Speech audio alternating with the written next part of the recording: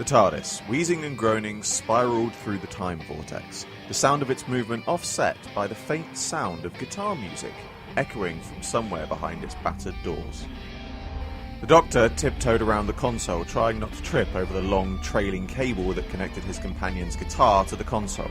Nell, doing her best Mick Jagger impression, strutted around the console in the opposite direction, lost in the music and paying no attention to the Doctor's ever-increasing annoyed glares. As she passed him, he deliberately brought his foot down on the trailing cable, and a few seconds later, with a crackle of feedback, the console room fell silent, save for the thrumming sound of the central column rising and falling in time with the TARDIS engines. Nell looked puzzled for a moment before seeing the Doctor's foot on the cable, the end of which he now held in his hand and waggled at her like a disapproving finger. She stuck out her bottom lip and pouted in mock sadness. "I was enjoying that." And then, in a more serious tone, "Besides, what if the Daleks followed us? Better safe than sorry." She twanged the guitar strings in a comic tone. The Doctor was now winding the trailing cable in a loop around his arm. "It's been 3 hours since we left the Dalek command ship. If they followed us, they'd have caught up to us by now." He moved to unplug the cable from the console, but it held fast. He gave it a sharp tug, but nothing happened. "Besides," he said through gritted teeth as he pulled on the cable, "you've been playing that same song for the last 3 hours. I mean, I'm all for long jam sessions, but I like a bit of variety." The cable still refused to budge, so wrapping it around his arm, the Doctor balanced his weight on his back foot and put the other on the edge of the console and pulled with all his might. Nell, who was by this time sitting in the chairs opposite, watched the spectacle with barely suppressed silent mirth. The Doctor, breathless and red in the face, stopped pulling on the cable and leaned forward, resting his hands on the console. He looked up to see Nell sat across from him, feet up on the console, head resting on her hand, the thinly veiled smile on her face now a big, wide grin. "Having fun?" he questioned her irritably. Nell laughed silently as she got up and walked over to him. "You know, you could just ask if you wanted help. So how do you want to do this?" The Doctor wrapped the cable around his arm once again and handed the slack to Nell. "Think of it like a tug of war, except instead of an opposing team, we've got to deal with a time machine that weighs more than the weight of Earth, times 87,694. Nell gritted her feet against the metal floor. "Did you actually know that, or did you just make that figure up?" The Doctor took his sonic screwdriver out of his coat pocket and started fiddling with the buttons on it. "Take a wild guess," he chuckled, "just like I did." With his right foot stood firm, he once again put his left foot up on the edge of the console, pulled the cable taut and pointed his screwdriver at the socket. Behind him, Nell took up the slack. "Right. When I say pull..." Nell laughed under her breath. "Yank on the cable as hard as I can?" The Doctor chuckled. "Something along those lines, yes. Right, ready? Pull!" They both pulled with all of their might. For a moment, nothing happened. Then all of a sudden, there was a sound similar to cracking glass, and a few seconds later, they were sprawled across the console room as the cable finally detached itself from the console. All was silent for a few moments before the console began to hiss, as small jets of steam began to leak through the panels. The engine sound became warped and distorted, and with a sudden jarring crunch, everything fell silent as the lights dimmed and all fell black. Deep in the bowels of the TARDIS, a deep gong sounded, a sound that could only herald the arrival of imminent disaster. It echoed through the corridors, rousing Nell into consciousness. The blackness slowly faded into a pulsing red, which grew to a constant dull light. She got up, groaning. Between falling hard against the wall and the juddering halt of the TARDIS, she'd taken a few knocks, but nothing that wouldn't leave more than a few bruises. She looked around. The Doctor was nowhere to be seen. "Doctor? Doctor, where are you?" From behind the edge of the dais, a rather shaky hand rose up, and after a moment gave a rather strained thumbs up, followed by an equally strained voice, "I'm all right." Reaching up onto the rail that ran around the edge of the dais, the Doctor heaved himself back up to the console level, and began pacing around the console, flipping switches and tapping the rotor with his knuckle. After a couple more laps around the console, he stopped and sighed. Although she was sure the Doctor knew what he was doing, Nell couldn't help keep the tone of worry out of her voice. "Is it dead?"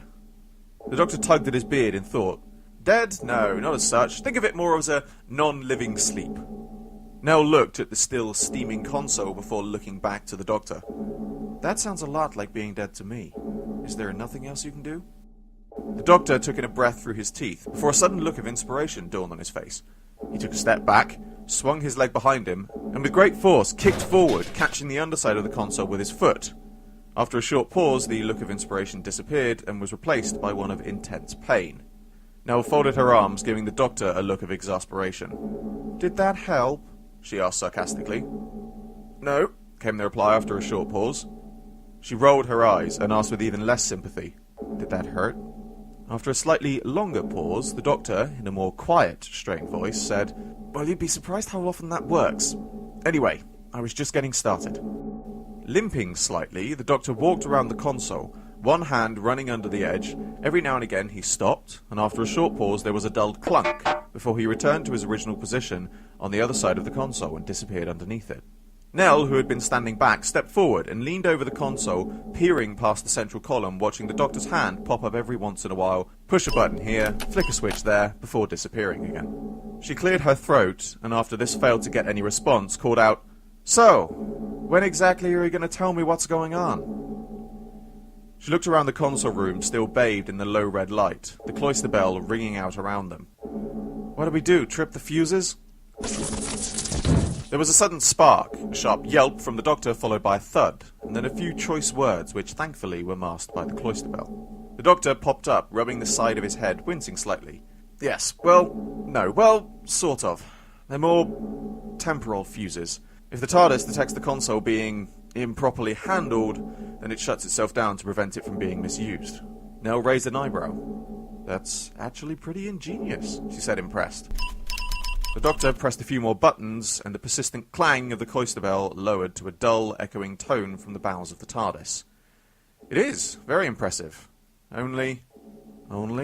Nell's voice quavered. "Don't say only. Say, all I've got to do is flick the switch and everything will be fine." The doctor winced awkwardly. "I could say it, but it doesn't make it true. You see, while the TARDIS is shut down like this, it's just drifting through the vortex, and despite how it might seem, there's a lot of debris out there. Most of it harmless, but sooner or later we'll hit something that isn't. And everything is down, including the shields." Nell sighed, pinching the bridge of her nose in frustration. "So, where exactly does that leave us? How do we reset the..." She was cut off by another loud clanging as the doctor kicked the console again. She looked at him in disbelief as he kicked it twice more before stopping to look at her. "Why?" she asked simply. The doctor knelt down and leant forward, resting his chin on the console, his hands fumbling beneath the edge. "Because we've got to get in there." He motioned with his head towards the center of the console. Nell's look of disbelief turned to one of incredulity. "Wait, inside there? Inside the console?" The doctor grinned widely. "Yep. And best of all, there's only a very slim chance we might die. If I can get this catch open." He strained, leaning back, pulling against it momentarily before with a loud clang it gave, and the doctor fell back against the floor. That one always sticks." He got up, looked around, and finding nothing to clean his grease-stained hands on, wiped them on the inside lining of his coat. He pointed across the console to a set of buttons in front of Nell. "Now, if you can stand there, and when I say so, press all of the red buttons and hold them down." Nell moved forward and put her hands in place. "What are you going to do?" she asked as the doctor linked his hands together and stretched his arms out, the sound of his knuckles cracking seemingly deafening in the unusual quietness of the console room. "I shall be getting inside there." He pointed to the console. "Highly dangerous even for me. One small slip and it's nighty-night and no more regenerations." Nell gasped. "Wait a moment, isn't there a better way to do this?" The doctor scoffed. "Well, we could go through the TARDIS to the console hub, only..." Nell sighed. "There's that word again."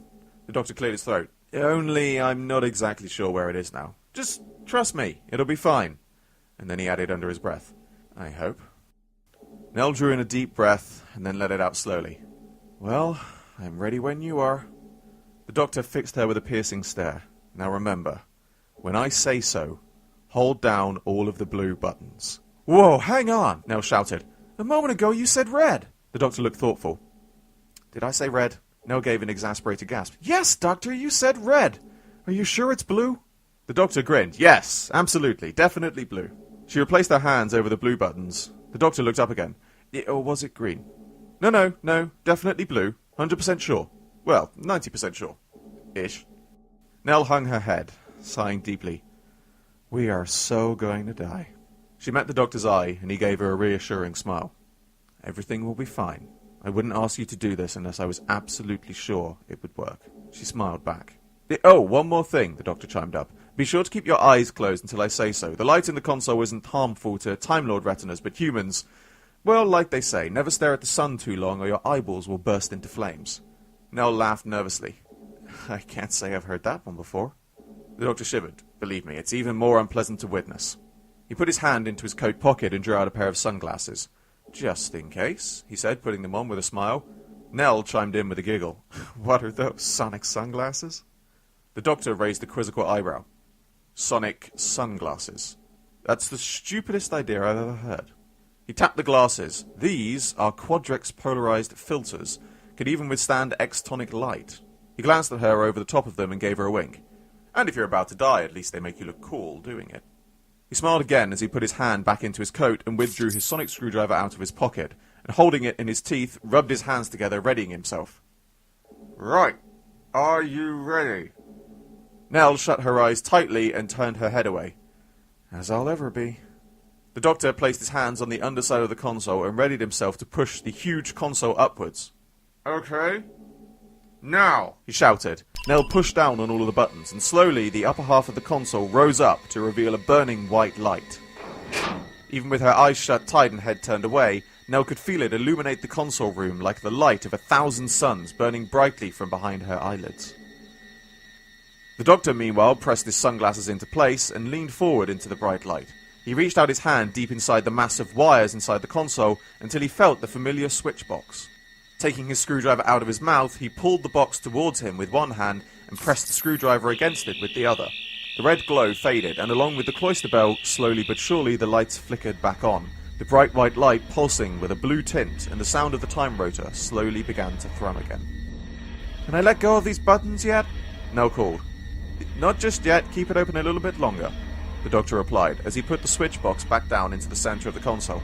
I'm surprisingly attached both physically and emotionally to my lower half. We do not need separating, thank you. He withdrew himself from the console and, walking around, lifted her hands from the buttons. The console slowly lowered itself back into place. Alright, you can open your eyes now, he said, letting go of her hands, and walking back around the console, resealing the catches with a buzz of the sonic, before finally giving the sticky one another couple of kicks. So that's it? I mean, everything's fine? Nell asked hopefully as she sat down on the chairs near the console. The Doctor swung the scanner screen around, and tapping a few buttons, the display flicked up onto the large scanner screen on the wall. Lines of numbers and diagnostic codes scrolled down the screen.